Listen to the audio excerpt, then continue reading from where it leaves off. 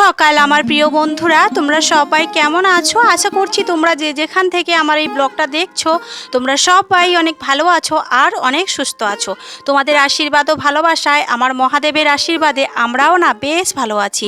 South 24 পরগনার গঙ্গাসাগরের ছোট্ট একটি গ্রাম থেকে আমি টুম্পা চলে এসেছি তোমাদের জন্য আবারও একটা নতুন ভিডিও নিয়ে। আমার নতুন একটা ভিডিওতে তোমাদের সবাইকে অনেক অনেক শুভেচ্ছা ও ভালোবাসা। তো চলো, আমার ব্যস্ততম আবার একটা নতুন সকাল, নতুন দিনে তোমাদেরকে অনেক অনেক স্বাগত জানাচ্ছি। দেখো, সকালে ঘুম থেকে উঠেই কিন্তু লেগে পড়েছি একেবারে ঝাঁপ ঘটানোর কাজে। প্রত্যেকদিন সকালে কিন্তু আমাকে কিছু করি আর না করি, ফার্স্ট কাজ কিন্তু আমার এটাই, ঝাঁপগুলোকে গুটিয়ে ওপরের দিকে তুলে দেওয়া। না হলে কি হয় বলো তো, ঘরের মধ্যে না আলো বাতাস কিছুই আসে না। সত্যি কথা বলতে কি বলতো, এই সমস্ত কাজগুলো কিন্তু আমরা আগে কখনো বাবার বাড়িতে করতাম না। যে সকালে আশিবাসি কাজ, ঘর ঝাড় দেওয়া, তারপরে হচ্ছে বাসন মাজা, এগুলো সমস্তই কিছু মা করতো, A to Z সমস্ত কাজ। আর আমরা তখন পড়াশোনায় ব্যস্ত থাকতাম। তবুও মা বাবা সবসময় বলতো যে কিছু একটা কাজ শিখে রাখ, তাহলে পরের বাড়িতে গেলে পরে একটু কাজে লাগবে। হ্যাঁ, এটা কিন্তু বাবা মা ঠিক কথাই বলতো।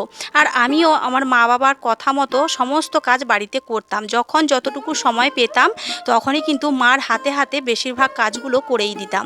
আসলে কি বলতো, প্রত্যেকটা মেয়ে কিন্তু তার বাবার বাড়িতে রাজকন্যা হয়েই থাকে, কিন্তু দেখবে পরের বাড়িতে এসে না সেই ভালোবাসা, সেই সম্মান, সেই আদর যত্ন, সোহাগটুকু পাওয়াই যায় না।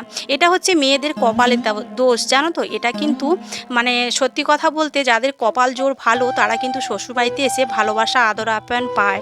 কিন্তু যাদের কপালটা খারাপ তারা কিন্তু কখনো শ্বশুরবাড়িতে ভালোবাসা তো দূরের কথা, নিজের সম্মানটুকুও পায় না।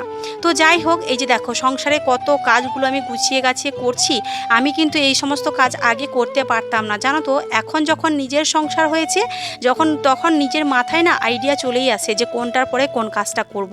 আর এখন যেহেতু পুজো সামনে চলে এসছে, সেই জন্য ভাবলাম চলো সব কিছু যখন পরিষ্কার পরিচ্ছন্ন করছি, তাহলে সবজি ঝুড়িটা কেন আর বাদ থাকে। সেই জন্য দেখো কলের পাড়ে নিয়ে এসে একবারে চকচকে ঝকঝকে করে ফেলছি। এই কাজগুলো না, এই কাজগুলো, সংসারের কাজগুলো করতে গেলেও না প্রত্যেকটা মেয়ের কিন্তু যোগ্যতা লাগে।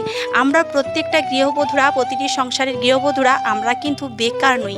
সংসারের কাজও কিন্তু একটা কাজের মতো। পুরুষেরা যেমন সকালবেলা ঘুম থেকে উঠে কেউ অফিস কাচারিতে যায়, কেউ আবার দিনমজুরি করতে যায়, তেমন ঠিক মেয়েরাও সেই সকাল থেকে রাত পর্যন্ত পুরুষ মানুষের মতোই কিন্তু সংসারের পেছনে খেটে চলে।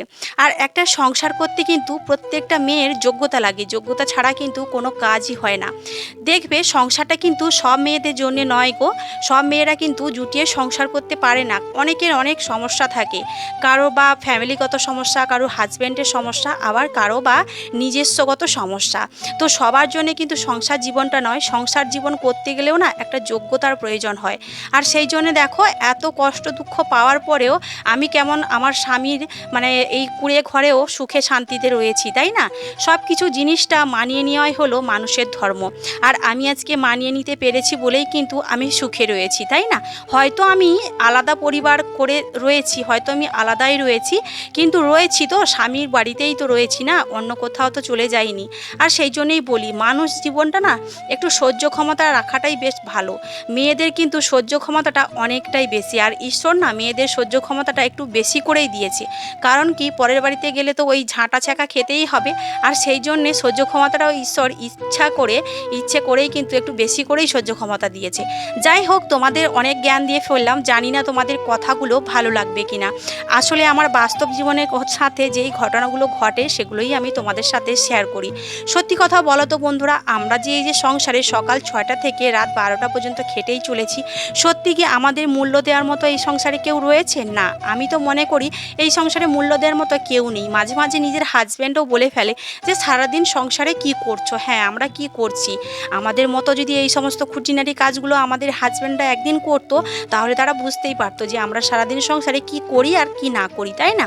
তো চলো, এদিকে দেখো এক গাদা জামা কাপড় টেনে হিঁচড়ে নিয়ে যাচ্ছি। কেন কি বলো তো, আজকে না আমি বারান্দাটা একটু ঝেড়ে পরিষ্কার করব, যেহেতু পুজোর সামনে। আর মহালয়ার পরে না ঘর ঝাড়তে নেই, ওই জন্য দেখো আমি একেবারে তোড়জোড় শুরু করে দিয়েছি। আর তোমাদের তো বলেইছিলাম মামামের শরীরটা খুব একটা ভালো নেই, আর সেই জন্য আজ হচ্ছে শুক্রবার, আর ওই জন্য ভাবলাম চলো শনিবার তো আবার ঘর ঝাড়ু দেওয়া যাবে না, মানে ঝাড়া যাবে না। আবার সেই রবিবার দিন ভাবছি অন্য এক জায়গায় ক্লিন করব। আর সেই জন্য আজকে শুক্রবার দিন ভাবলাম চলো সময় তো অনেকটাই হাতে রয়েছে, আর সেই জন্যই দেখো লেগে পড়েছি ঝাড়ু হাতে একেবারে এলো কানাইয়ের মতো। তো যাই হোক চলো এদিকে ঝেড়ে মুছে পরিষ্কার করি। ওদিকে মামাম সোনা কিন্তু ঘুম থেকে উঠে না ফ্রেশ হয়ে খাওয়া দাওয়া করে চলে গেছে ওই বাড়িতে। তবে আমি কিন্তু খাওয়া দাওয়াটা করে নিয়েছি, খাওয়া দাওয়াটা মিস করি না জানো তো, না খেলে পরে না আমি এত কাজ করতেই পারি না। আর পেটের মধ্যে তো আমার যেন ছুঁচো মানে ডন মারতেই থাকে, আর এত কষ্ট আমি সহ্য করতে পারবো না।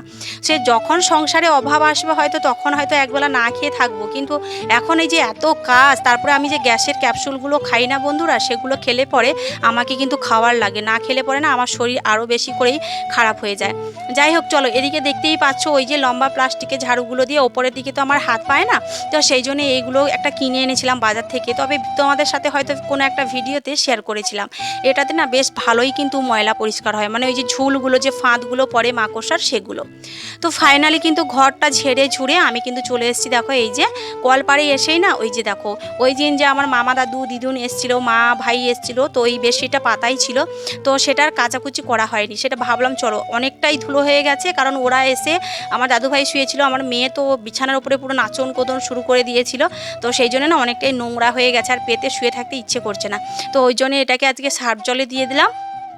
আর দেওয়ার পরে দেখো কতটা চারিদিকে রোদ্দুর উঠেছে, বেশ কয়েকদিন একটানা বৃষ্টি হওয়ার পরেই না তবে রোদ্দুরটা উঠেছে, বেশ ভালোই লাগছে।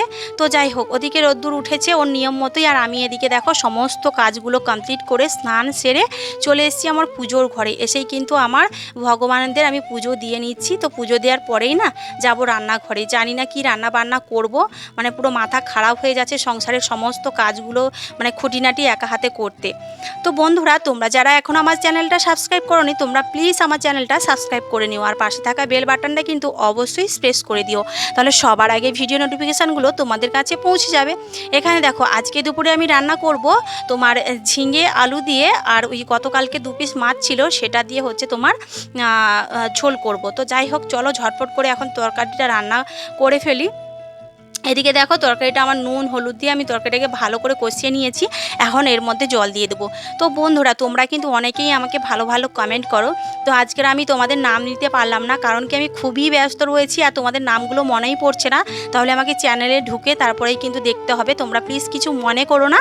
তো আমি কিন্তু তোমাদের এই যে ভালো ভালো কমেন্টগুলো দেখে না বেশ খুশি হয়ে গো, বেশ ভালো লাগে সত্যি। আমার ভিডিও তোমরা এত দূর দূর থেকে দেখো, ভীষণ ভালো লাগে, আর কেউ ভালো কমেন্ট করলে তো আরও বেশি করেই ভালো লাগে, কারণ তোমাদের সাপোর্ট ভালোবাসা আর এত ভালো ভালো কমেন্ট না সত্যি আমার মনোমুগ্ধ হয়ে যায়।